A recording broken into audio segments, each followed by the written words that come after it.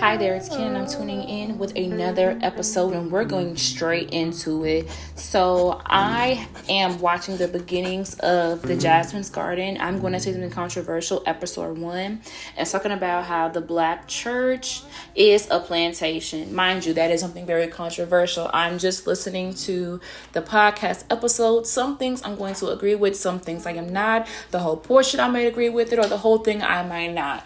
No matter how much I feel, I just want to target this particular point.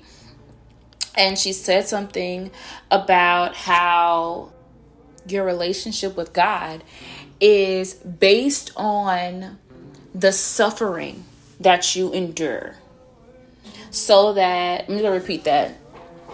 So based on the church ideas, your foundation on your reward in heaven is based on how much you're able to suffer here on earth, to suffer on earth for God's sake.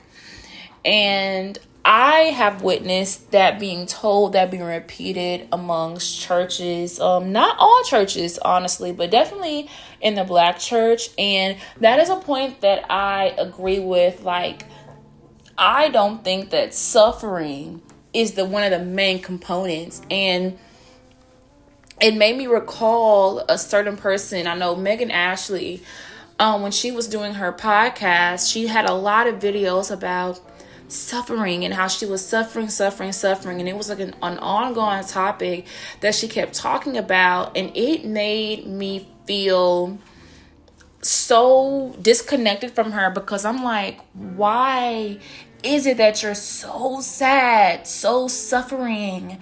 And not saying that it is wrong, not saying that there's not a season, because mind you, she was going through a divorce, she lost her friend, like she's getting into something new, of course. But if that's a taught mindset to you, if that's being repeated and validated, but anyhow, it made me think about that and how I felt that way about the topic of suffering. It just makes me kind of itch and ick, because I'll tell you why.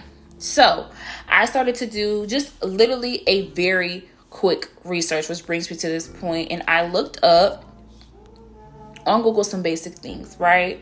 Let's get into the first thing I looked up. The first thing I said to myself, because I started this podcast episode without pressing record, because I was just, talking to myself.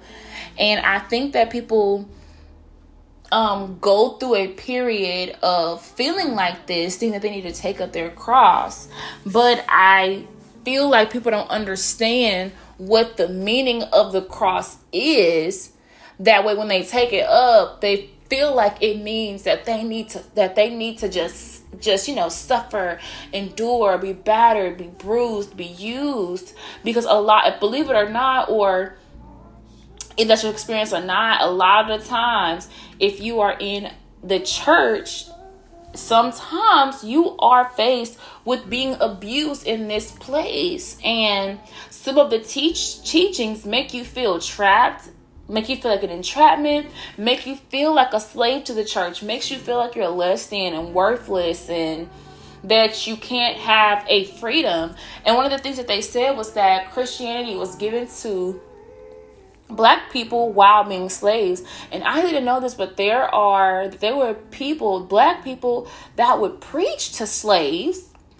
The white man will go get a black person to preach to slaves, who would propel the notion of you have to suffer. Like, suffering is going to be like one of the greatest things you do to receive salvation. It's something you do to make sure you have a close relationship with God.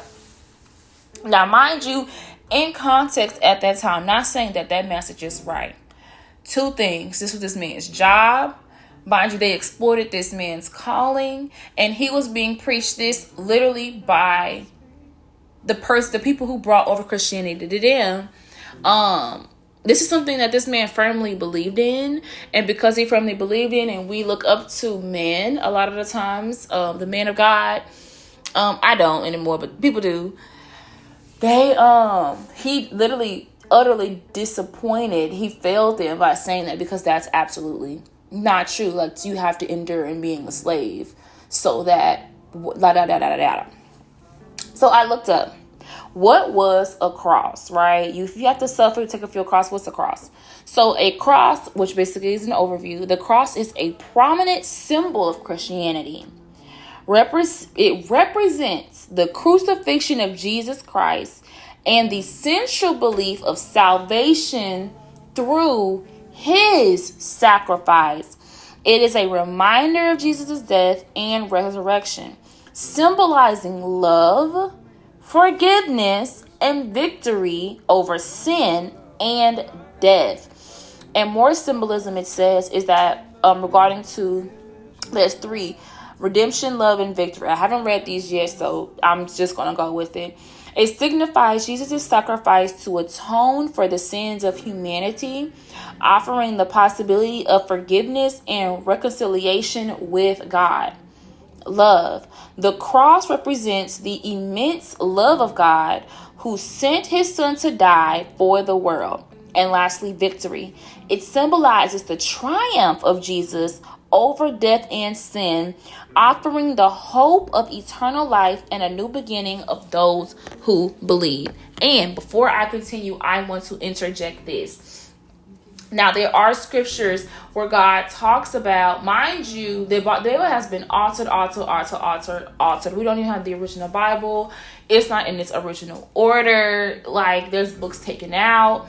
So whenever I say this with a 50% chance that this could be taken out of context. However, I'm going to quote the Bible because I know there are some people going to say, well, the Bible says whenever you suffer, count it good, right? Now, mind you, to that, I agree, because it's about, mind you, mindset. It's hard to talk about the Bible without including the different laws of the world, like the law of attraction, the law of detachment, the law of, all of these different laws, and the law of manifestation. There's different things. And if you count your suffering as good in the moment, then you are fixing your mind on good things, which is also a scripture. So it's about working with the laws of the land. Speak those things that are not as though they were. That is manifestation. Why don't worry, cast your anger and anxieties onto me. Seek ye first the kingdom, knock and you shall find. Like, all of this is like, write things down, make it plain so that those who run might see and run with it. You know what I'm saying? This is all about journaling, writing things down, scribing, making things plain, speaking things out, being delusional, all the things. Basically, like, we like to separate out what the Bible say with what people talk about, because they're not per se a Christian, but they're reiterating the laws it's like recycled things that God has said. Anyway, about this cross. So, y'all have all heard of that, about to take up your cross type thing, right? So, knowing that the cross, it means, and nothing in this said suffering. Jesus suffered, but the cross didn't mean suffering. The cross wasn't anything negative, just like the tomb wasn't anything negative. It was negative. It was a perception of negativity because people witnessed, and we heard the story about this great man who had to endure great suffering to preach this gospel. And to make matters worse, he had, after getting beaten and spat on, thorns in the side, talked down upon, cast out of his city, literally chased, chastised, followed, stalked, had to sleep outside. On top of that, this man was accused of crimes he didn't do. He was beaten. He was cut open on his back, beaten till he was unrecognizable. And on top of that, this man had to carry a wooden cross that they had made, which is a tool that they used back in the day to hang and tie up thieves. It is a torture mechanism, if you want to call it what it is. The cross was a torture mechanism used for slaves and stuff, but for Jesus is the thing, for not for slaves, for thieves and for people who commit crimes. But you have to read it in context. Jesus never committed a crime. It's like giving somebody $20 Like it's like you accusing somebody homeless or something. Oh, they're gonna use $20 for drugs, and they actually go out. But to you was hoping that it was used for drugs so that you can be right. But it was actually probably used. I'm saying this scenario. He probably went out and went to the thrift store, bought himself a nice shirt, nice slacks, and nice shoes so that he can go out to this store and go for an interview, right? So in context, you might think, oh, he might go and buy these drugs with it, but just because since God moved me to give this man $20, that I'm going to do it anyway, and he could actually be using it for something else. The meaning of the $20 has two different meanings now, but it means what it means to the person who's receiving it. And to the person who's receiving it, what they do with it, it's going to actually mean what it actually means after that person uses it, because that's what it was actually exchanged for. So I hope y'all are following, because this is making absolutely permanent sense. So yes, now that we know the meaning of the cross isn't like this, what we've always understood it to mean, because of what we were taught, because of what slaves were taught, because of what we felt we had to learn, what was carried, because there was so much suffering going on in this world. Of course, the Bible is the most influential thing. Like when they recognized the Bible was going to be used as some great power, the enemy had to filter himself in through something. And what else than the most prominent object, the prominent symbol all through Christianity? Yes, instead of making it about freedom, which God and Jesus worked so hard for, freedom from works, freedom from all these things, let's make it about how well y'all can all suffer. Like, oh my gosh, like, yes, suffering is a part of life. Suffering is for preaching the gospel, but mind you, the times have changed, and there are more people in this world accepting of Jesus Christ than there were back in other times ever. We have literally 1,000 more people. We have social media. We have all these things. So, yes, the symbol of the Christ, of the cross, means redemption, love, and victory. It symbolizes love, forgiveness, and victory over sin and death. And it is a reminder. Okay, listen. It's a reminder of Jesus' death and resurrection, right? To not forget this. So this cross has two meanings. It serves as a reminder, and it serves as a symbol, right? So when God says take up, right? And I said, what does take up mean? Because there is a verse that says that Jesus says, take up your cross and walk with me, right? So taking up, like taking up a decision, because it doesn't give me taking up by itself. But to take something is to take hold of it, and up means up.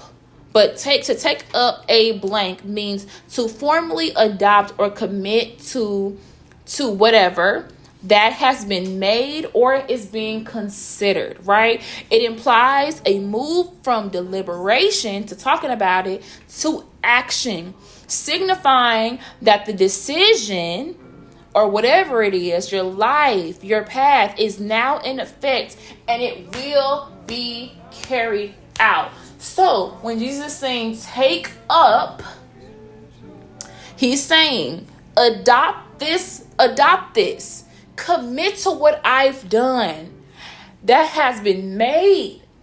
Commit to what I have done for you. Commit to the decision that I've made. Commit to the storyline that I've created. Commit to the plan that God had mapped out for you, which implies that you now have what? Victory, love, redemption, forgiveness, all of those things, and that it is now in effect and it will be carried out. That means to take it up. Take up what? Your cross. So to do all that, to victory, to redemption, to loving, to remembering to remembering his death and resurrection. Isn't that beautiful? Oh my gosh. And what can be the cross? The cross can be anything that's within these realms. So your cross isn't, okay, so the point.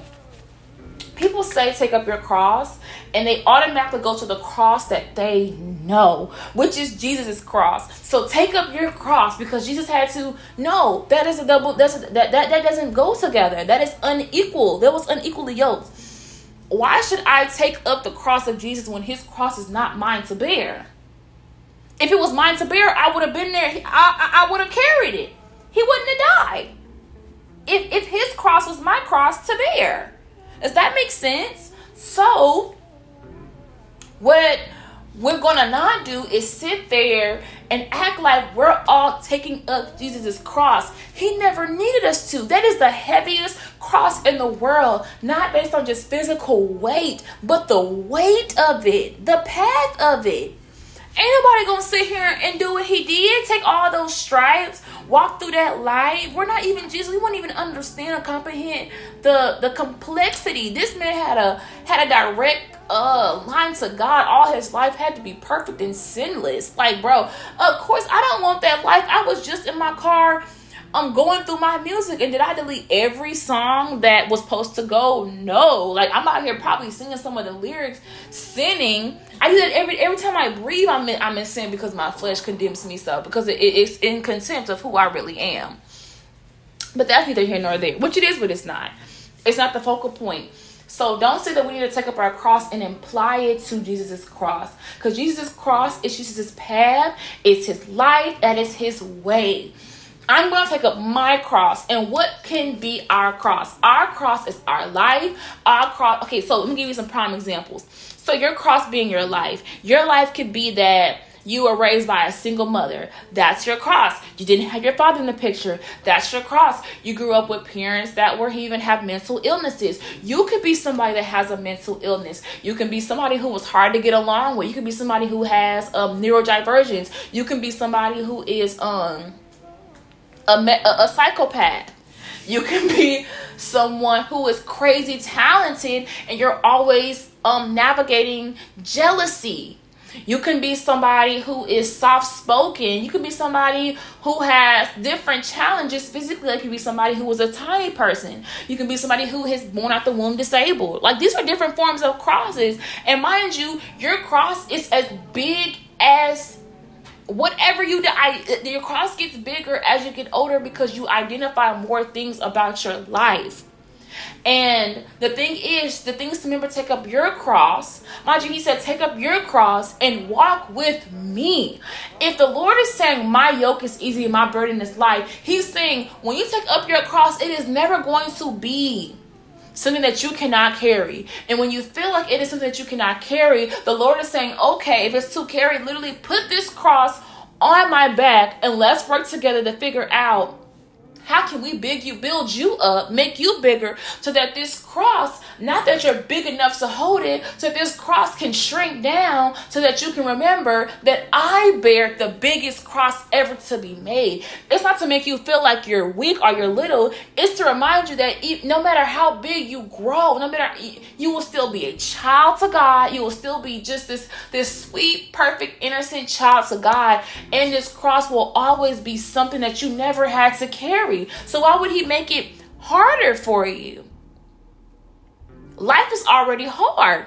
The cross, what they said about the taking up decision is now in effect and carried out, right? It is a reminder of all the things. Okay. But yeah, I hope this is making so much sense. So when the Lord is saying, take up your cross, he is saying, take hold of your life. Your life is precious. Your life is unique. Your life is written out. It is already in effect. You can hate God. You can blame God. You can do all this festering, and get smushed by your cross, beating yourself on your back by chastising yourself, mad that you didn't grow up with better parents, mad that you couldn't fix your parents, mad that you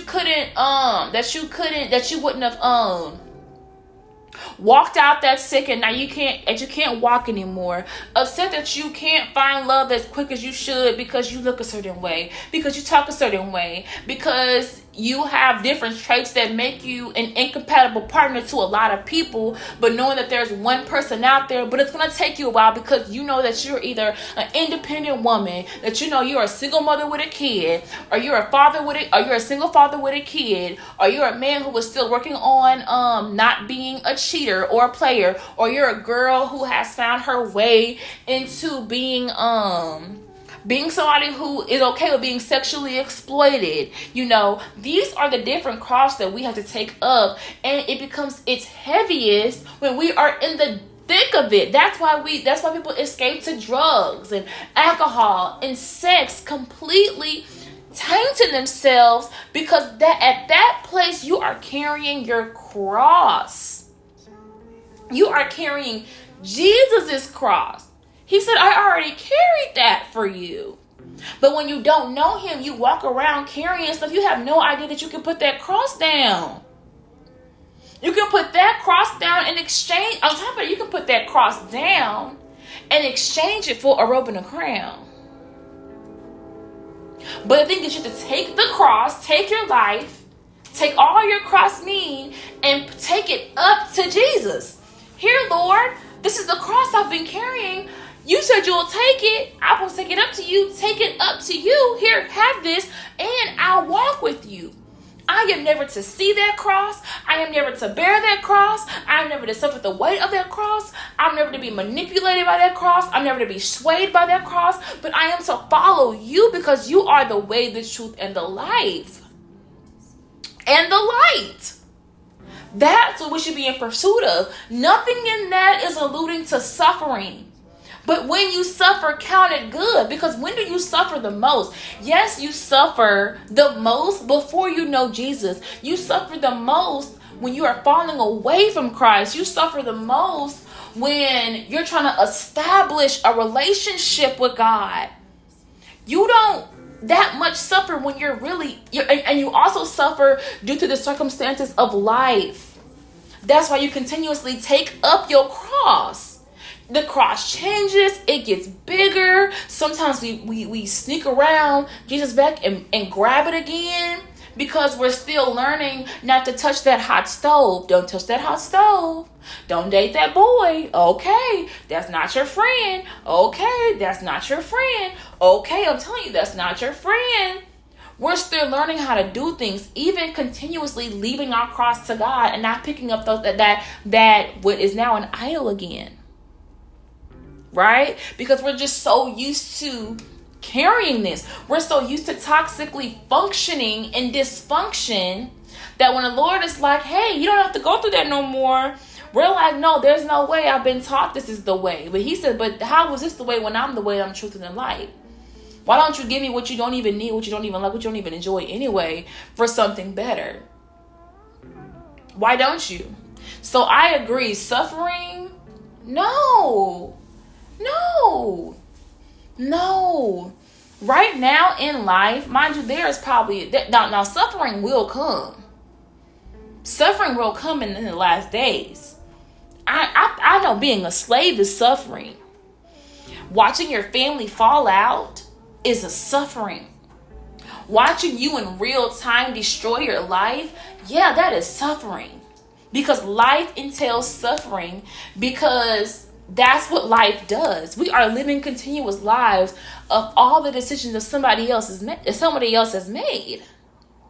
But it gives us intricacy to be able to live these lives. It makes life richer. It brings purpose to this world.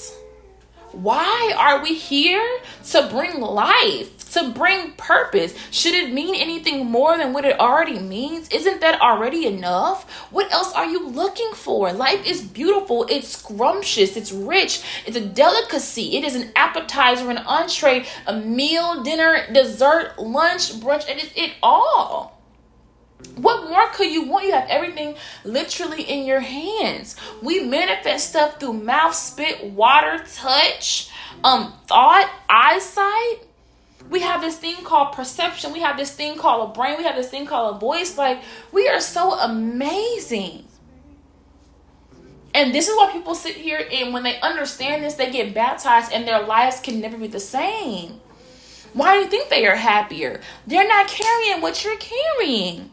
And as they sit with God more, mind you, people, it takes time to indoctrinate, and it takes time to deprogram indoctrination to actually be set up with the doctor to be like, no, you don't know this, but you've been encountering a whole bunch of false doctors who've been giving you the wrong diagnosis. and they said that it came from me. They're saying that it was the liver's fault, but it was always the gallbladder. They kept saying that it was the brain's fault, but it was always the foot. They said that it was the kidney's fault, but no, it was the uterus. They've been telling you all this false stuff, and they keep blaming it on me when it wasn't me. It was the other part of the body. But if this body's so messed up, how about I give you a new body? Like, just throw this one away. You know, it's you treated it wrong, you did all that stuff. Let me give you a new body that can live forever, that can be perfect. But the catch is you have to literally give me the bun that you already had. I know that you're used to it. You know all this stuff. You know, just give me and I'll give you another one. It's fine. Let me get that cross and give you a robe and a crown. It's fine. You didn't have to have it, but I'm glad that you know what it's like to live there. I'm glad you had that experience. It wasn't all peaches and cream, but wasn't it cool discovering yourself? And through all that, you discovered me. Cool, right? Right. So that's all I wanted to say about suffering and about the church, and I think about perspective. I didn't really talk too much about the church, but yeah, I like that. Okay, so there's a lot of people that I like listening to because they are controversial.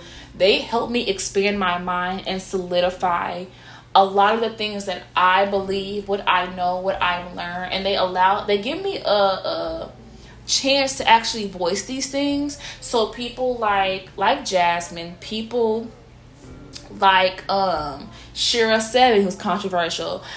To some people like E. Kane, and people like, there's a lot of people who are controversial, who I'm like, when you listen to them, it's good to not always agree, but it helps you solidify your point about what you believe in yourself. And that's another facet of how life is actually just super beautiful, and how all the things work out for the good anyway, but give yourself room to speak and actually go out into this world and speak your truth, solidify what you think, because somebody else probably needs this. I know a lot of people actually need what I need because they're going to be set free. And whoever needs to hear this, I pray that they tune in and actually listen to this, because it's actually such a bomb episode.